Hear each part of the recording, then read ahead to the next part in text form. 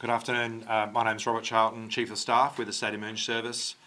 Just wanted to give an update on the activities that the SES is undertaking with the flooding in around the Innamincka area, and certainly larger flood than just Innamincka, but at the moment a lot of our focus is on supporting that particular community and then the surrounding areas. So we've seen record rainfall in Queensland, and that water is flowing down the Cooper Creek. And we're seeing unprecedented flood levels for the community in that area. So the SES transported a number of resources up to support that community. So we've sent a defence cell, which is our sandbag wall that we first used during the River Murray to protect the community there. We've also provided vehicles and a drone, so a remotely piloted aircraft, which gives us the ability to be able to gather intelligence, but also to determine exactly what's happening in the area there. So we've been working with Department of Environment and Water, as well as other agencies. So you'll hear from Primary Industries and Resources, as well as the Bureau of Meteorology, around some of the activities that have been occurring there. So with these unprecedented levels, it's been important for us to actually work very closely with the community.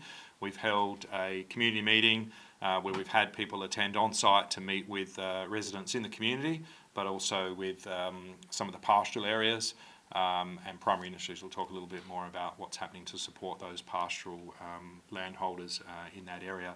But we're likely to see impacts to roads with the peak expected in the Innamincka area later on today, but we'll see those waters continue down the Cooper Creek and impact a number of roads and areas over the coming weeks and months. This is not a short-term event. We're going to see water in the area for a significant amount of time. So the SES has been working with those communities to help them prepare, and we continue to liaise with landholders and industry as well, because we know these road impacts are going to see some of those areas isolated for a long time.